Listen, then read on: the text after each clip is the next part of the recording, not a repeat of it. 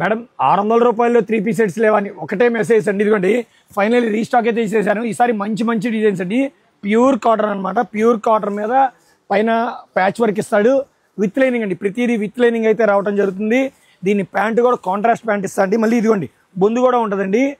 బొందు కూడా ఉంటుంది. చున్నీ కూడా ప్యూర్ కాటన్ చున్నీ ఇస్తాడండి.